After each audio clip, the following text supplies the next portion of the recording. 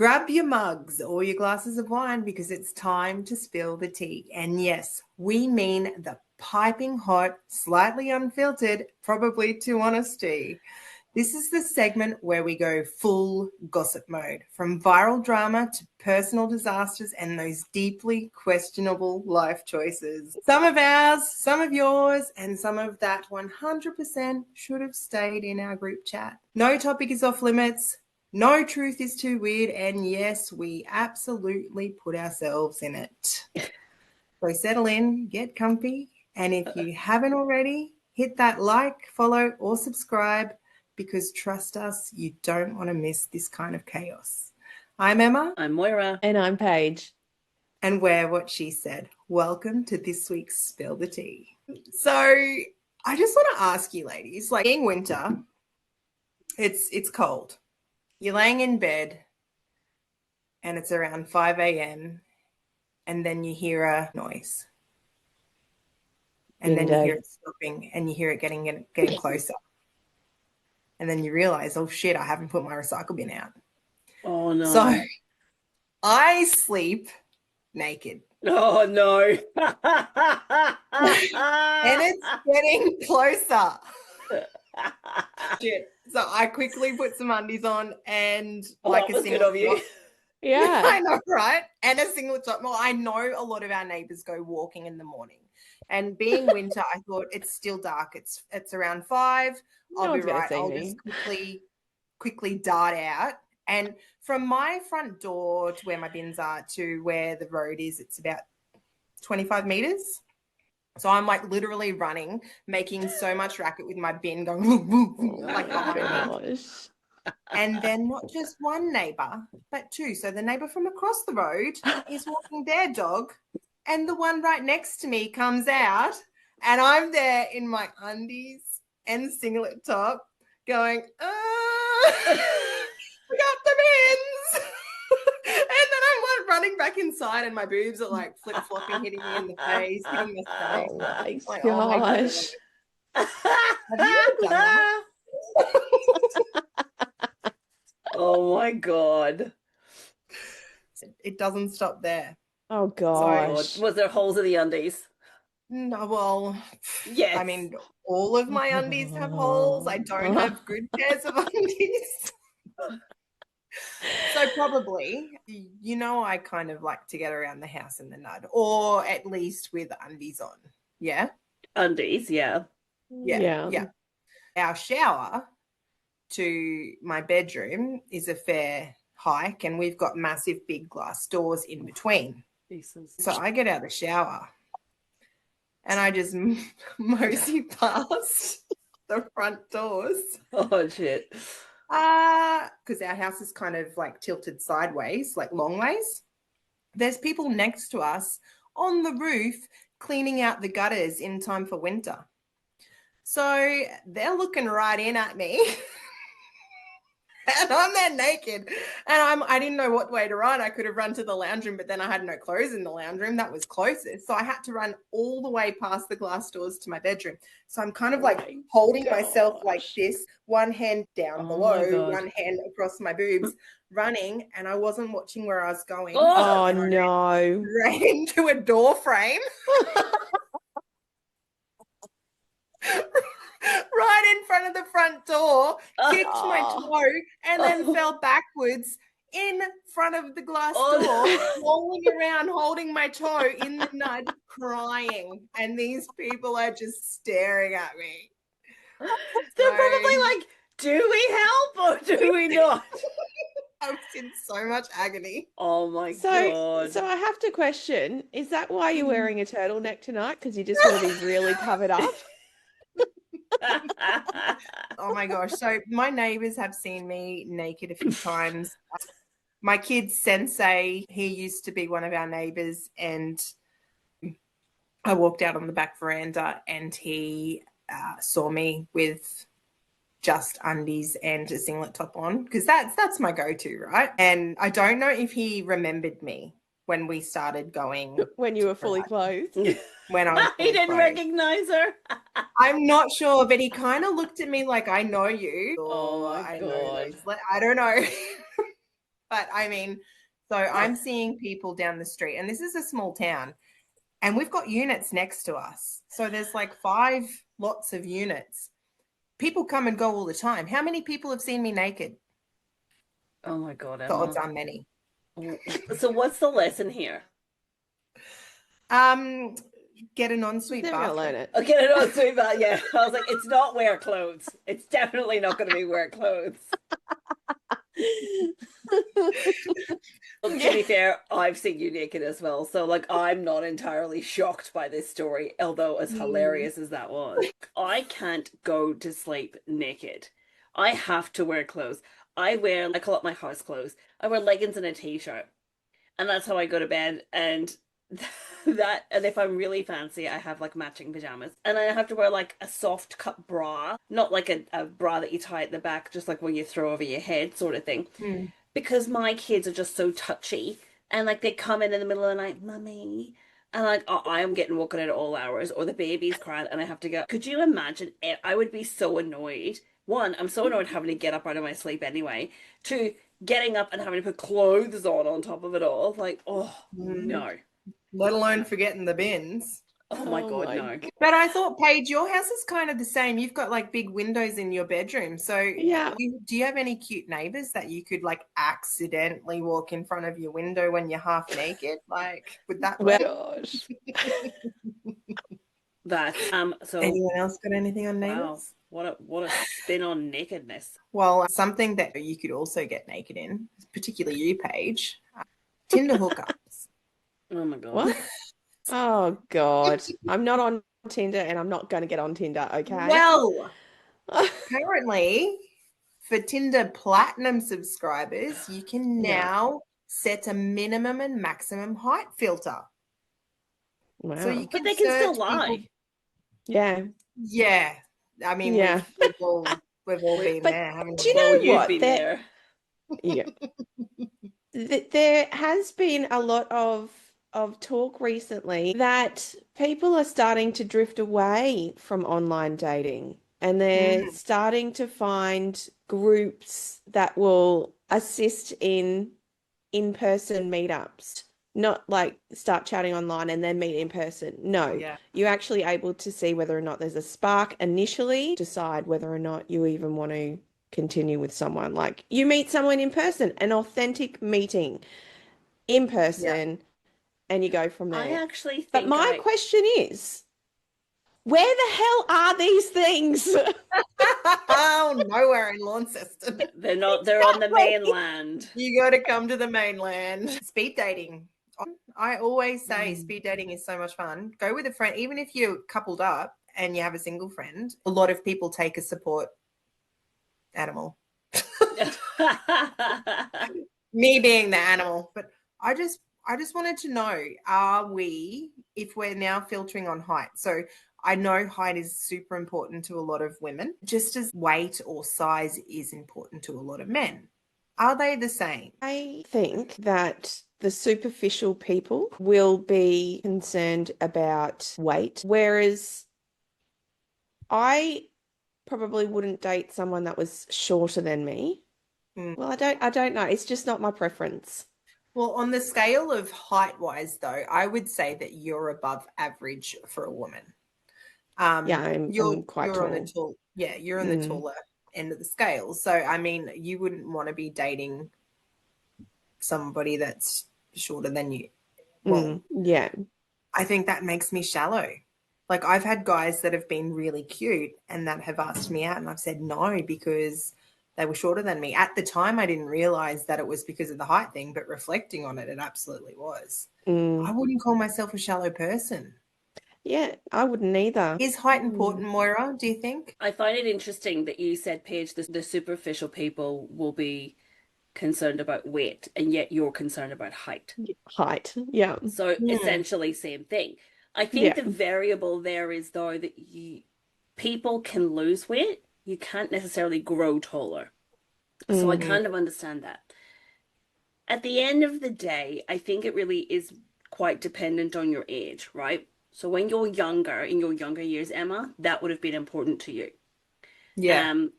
Looks, 100% would have been important to you because you need to feel physically attracted to someone. And you do at any age, I guess. When you get older, it's more becomes about companionship. And I think you learn that looks fade, especially as my husband has become a father. You get into dad bod mode, right? Oh yeah, Right. absolutely.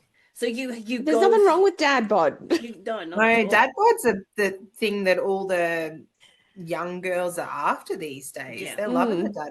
Oh, but looks fade. So what becomes important is values in people. And the reason it's the values is because your interests change, right? So what you were interested in at 21, at 40 is completely different. But as you go through life, as life happens, whatever it might be, but your values always stay the same. What's important to you, it's those core values that never seem to change. But you only, I think, discover that as you get older. I do think that you have to be physically attracted to someone. Otherwise, in the back of your head, you're constantly going to be going, is there someone else out there? This guy's great, but he's not tall. But that, when you're older, that kind of doesn't really matter sometimes. And I think that you get to a stage, Paige, where you go, I'm actually quite comfortable in my own skin and by myself and doing things by myself. So I'm not wanting to compromise on anything. So you might just go, like, one of my non-negotiables is he has to have a job and he has to be taller than me or at least the same height. Well, you want to have some room for heels. Exactly. Even if the last time you wore heels, Emma? Oh, pre-children. Exactly. So but she wears platforms. I do wear platforms. She can't wear platforms. She can't put the shoes on herself. I get other people to do them I know you do. All fucking weekend. Can you put my shoes on? Left my children back home for a great girls' weekend. I'm putting Emma's shoes on. Next minute, can you put my shoes on? Well, it's just part of getting older. I actually did hear on the radio, and I caught the end of it. The lady who owns and runs Bumble, they're changing the way they do it. They're changing the way that the dating apps are happening. I think because they're finding less and less people are using them, because I think it really is based off of appearance, right? Let's not beat about the bush. It is. What I heard was she was actually doing something about you have to learn to love yourself before you can jump into the matchmaking side of it. So she was actually running courses. So there was an extension of the dating app that was Love Yourself or something like that. I haven't looked into it, but I just heard it briefly on the radio and I was like, that's actually a really good side gig for that has the dating potential to do really well. Yeah. Yeah, and how many people she could partner with. Like Zoe Marshall, we just talked about her book Arise. Yeah. So like that could be a really awesome segue, couldn't it? Manifest, write out your core values. I think that's again, that's a very good segue because Rise gets you to initially think about all those things. So it starts you off on that journey of questioning who you are, what your beliefs, what your values are, and essentially you start on the path of learning to love yourself because you understand yourself more. That would be a good team up, wouldn't it? Bumble and Arise. So if you're thinking CEO of Bumble and Zoe Marshall, I think you guys should team up. Could be a match made in heaven. Right. Yes. Just on looks and appearance, I was watching Pretty Woman the other day. And the classic scene, the classic scene where she walks in and she goes, I was in here the other day and you wouldn't wait on me. Big mistake. Well, it made me think of a time that, Emma, I remember you spoke to me about an experience that you had in a shop.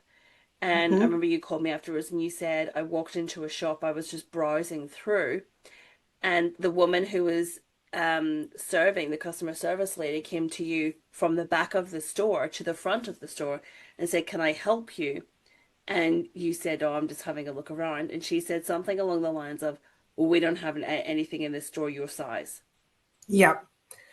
Mind you, let me mention at that stage, I was extremely fit and I would have been a 12 max. And for her to look at someone and judge was appalling. I actually went to head office and made a complaint about her. She was actually the store manager. And the next time I walked past the store, she actually wasn't there. So I'm not sure whether they fired her or whether they just moved her. You don't treat people like this. No, exactly. Yeah, that really was a Pretty Woman moment. Yeah, that was terrible. But it just, as I was watching it and they wouldn't serve her, like that first scene where she walks in and they look her up and down and they're very judgy.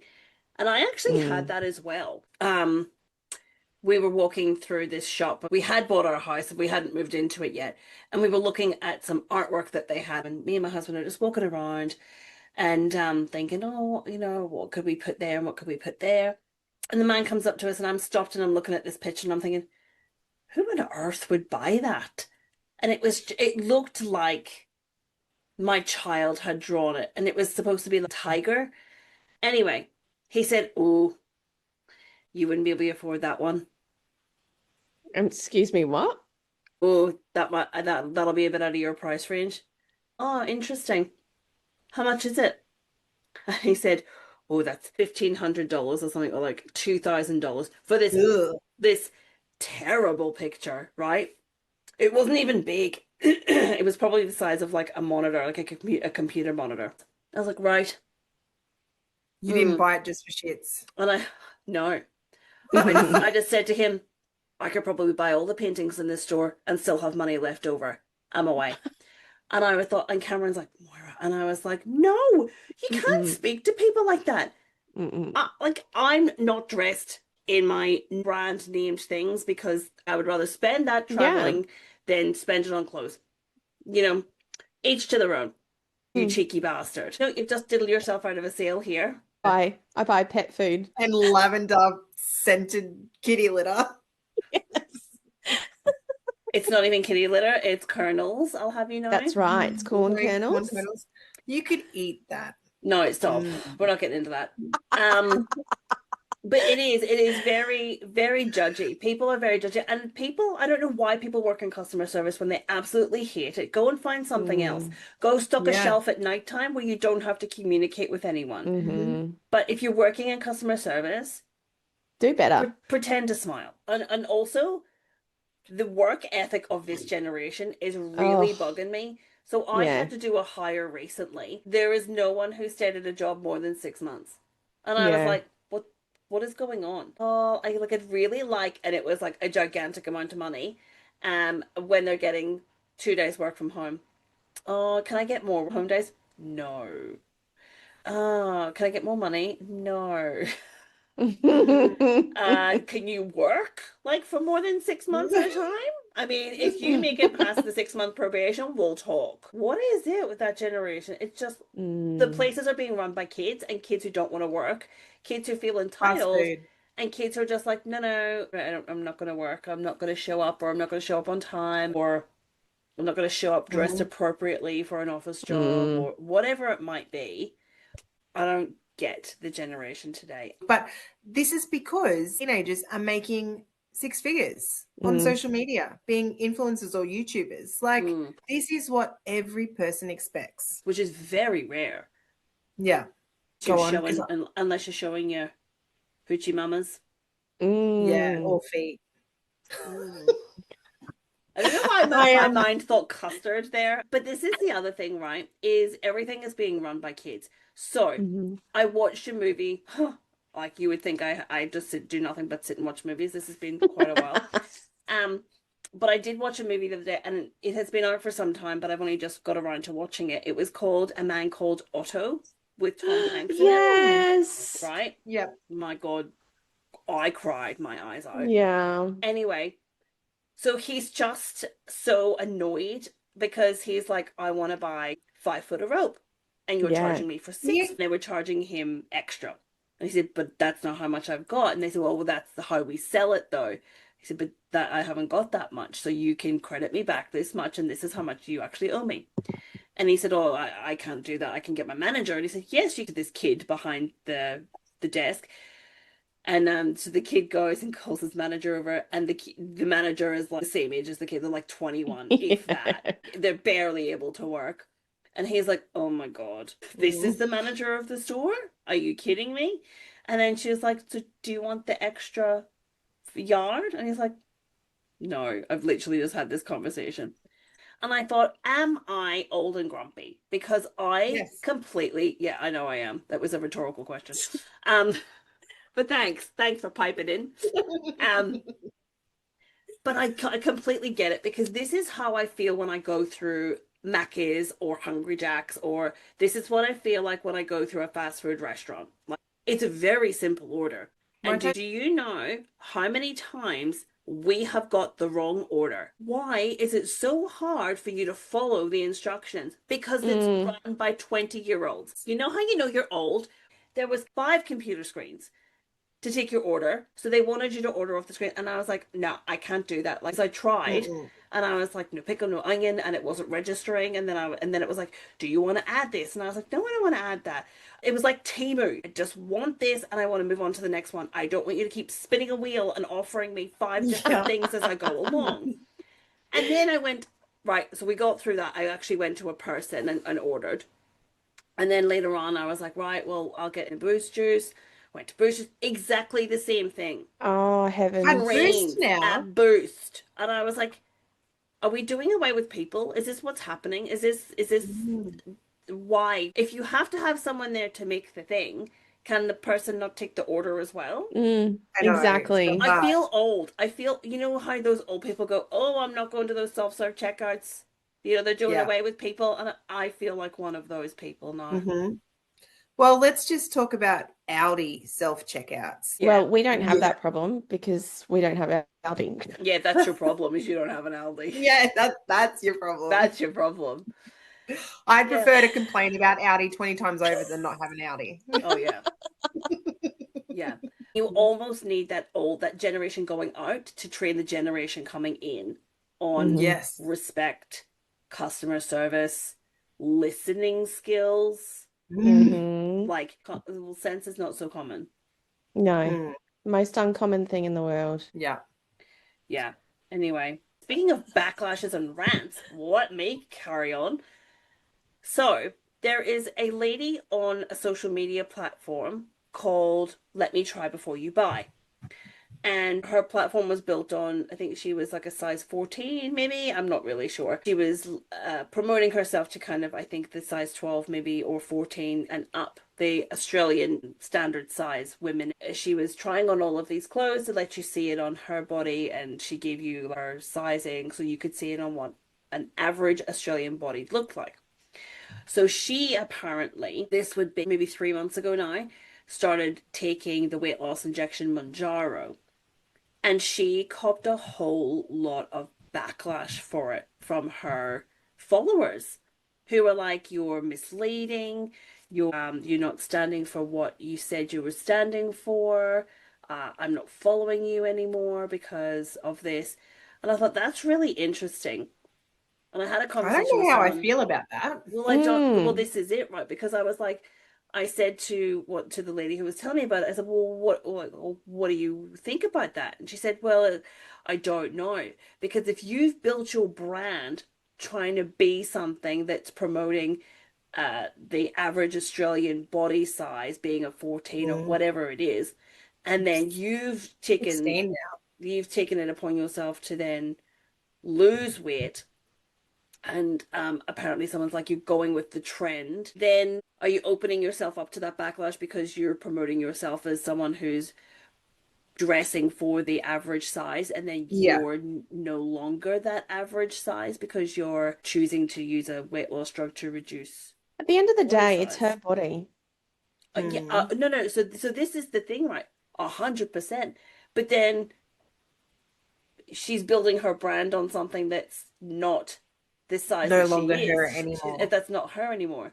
So does she rebrand, do you think? Well, yeah. Yeah, she would have to. It's not her fault that she has decided that she's going to take the weight loss and get more longevity out of life if that's what she was No. going for? Can we pause there? Skinny isn't necessarily healthy. So, Correct. Absolutely correct.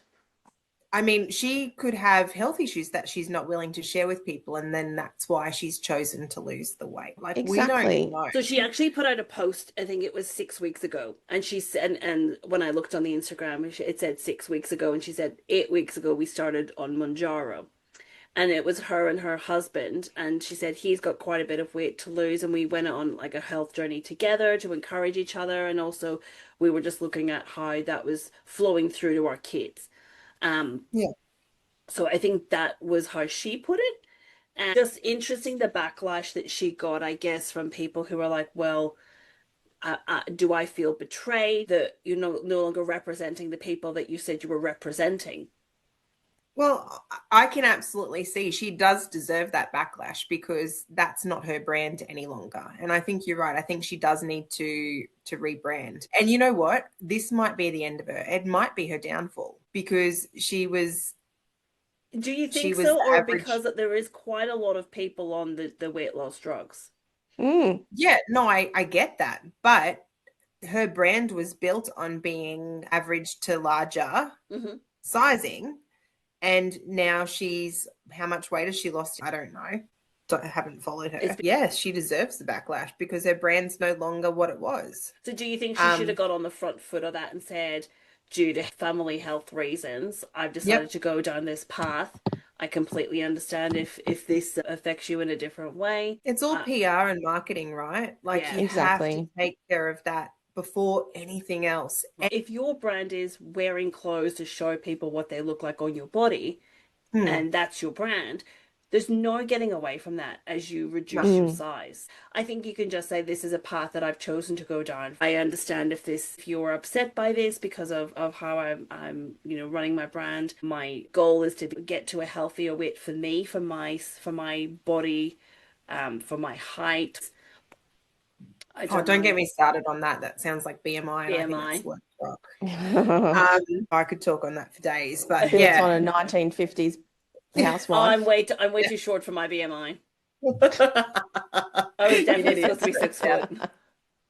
And I do think she needs a rebrand. She wasn't going to comment on it any further. She wasn't going to talk about her weight loss journey. She didn't want to talk about being on Manjaro because she chose not to. She said, how much do I have to give you information?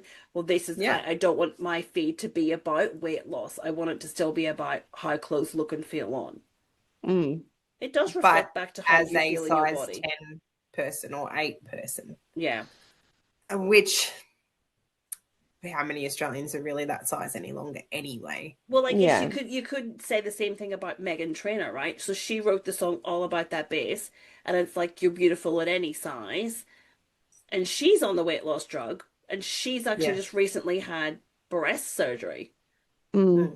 So I feel like that's being in the limelight. I feel like there's so much pressure on LA, I think, just living in LA, from what I hear. Exactly. That's the pressure. But then I think you could say that about the Gold Coast, right?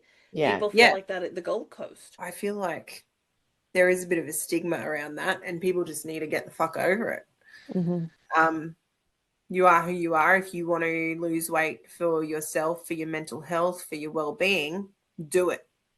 You shouldn't have to answer to other people. But such a massive industry, isn't it? The beauty industry. And it's so targeted at women. It's really not that targeted at men. It's so targeted at women because we're more vulnerable, I guess, because we've been made to feel that way. And it's all about how you look. I mean, look at the Kris Jenner and her new face. I haven't seen it. Fabulous. I mean, I'm going to start putting money away now.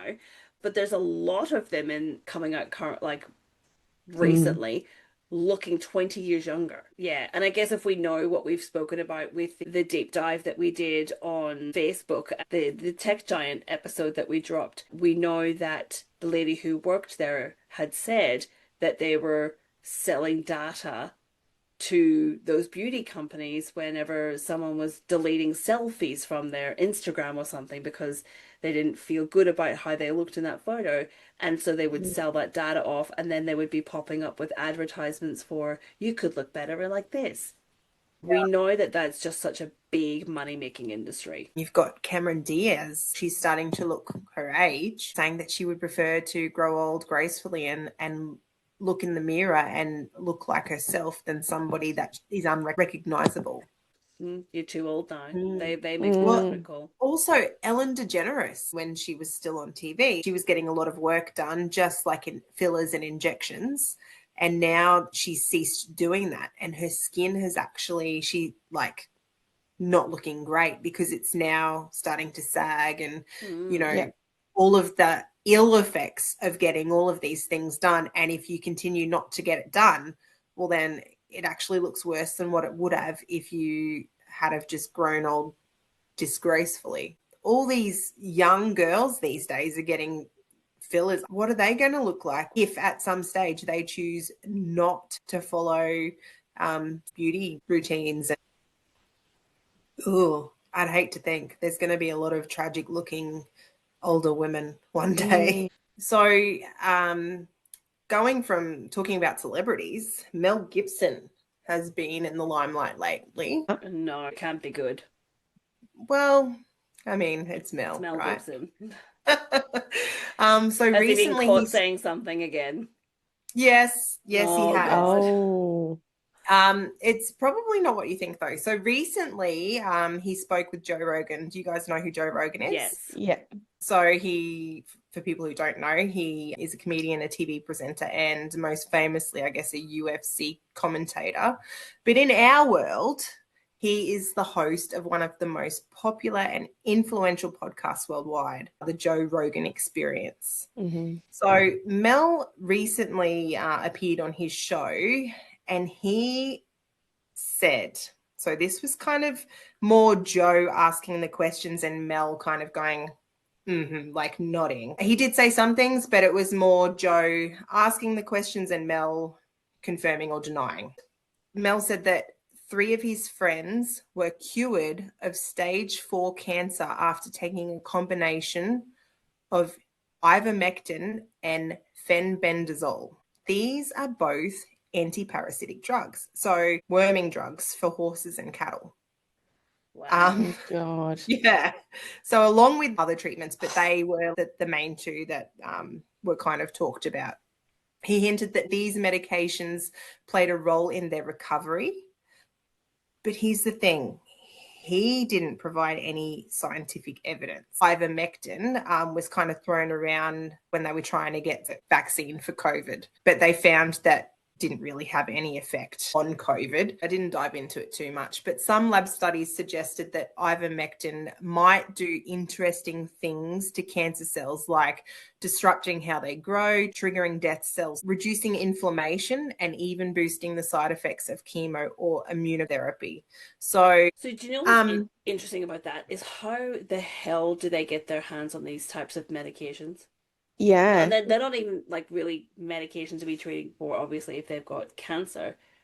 This is the scary thing, right? Is that it doesn't matter. Like if you have money, you can get anything. That's what's bloody scary. And what are the long-term side effects of this? I mean, I know people were so scared to get a COVID jab, and yet this guy's taking parasite medication to see if it might work for cancer. I know. Well, all of the tests to date are in a lab. There have been some human trials, but they're limited. And the results so far haven't shown real benefits. So I don't know. Mel didn't claim that it cured them as such. He said, but the cancer is now gone. It'll be interesting what comes of it in the next couple of years, I guess. Oh, science is amazing. Science is always looking into different ways to manage and maintain. But I also just want to throw out there that even if there was a cure for cancer, are they actually ever going to release it? Because it generates so much money. And that's where Mel went into it. Well, his belief is that for every cancer or disease, there should be a natural born remedy, whether it's already there and people know about it or whether they're choosing not to provide that. I'm not sure, but that's his belief. When you look at it in nature, poison ivy. And the cure for poison ivy is a plant that grows right next to poison ivy. In Ireland, we have a thing called a nettle, and you can have nettle tea. And then, but beside that grows a nettle is a dock leaf, and then you rub the dock leaf on your nettle sting, and it takes the sting away. And they grow next to each other. Exactly. Yeah. Exactly. Yeah. Well, I think that's kind of what Mel was getting at, that Mm. there should be a natural remedy for everything. And that's your weekly tea, spilled and slightly burnt. We talked running out in your undies at 5 a.m., Tinder's new height filter, shallow or efficient, Mel Gibson's horse wormer claims, and how customer service has a lot to be desired. We've also spoken about Natalie Angel's glow up backlash. And is Moira a grumpy old man called Otto? If you liked what you heard, then there's plenty more where that came from. Catch us for more Spill the Tea or check out our other segments. Unspoken, the things we think but don't dare to say. Pick of the Week, our latest obsessions. Extra Extra, where we recently dived into the gaming chaos with the hilarious game Repo. Go check that out over on YouTube. And Reviews, where we talk about the books we are loving. Follow us on Facebook, Instagram, and TikTok for our shorts, and listen to the full episodes over on Spotify, Apple Podcasts, Amazon Music, or you can watch us on YouTube. Like, follow, and subscribe. Until next time, I'm Emma. I'm Moira. And I'm Paige. And we're what she said. Bye.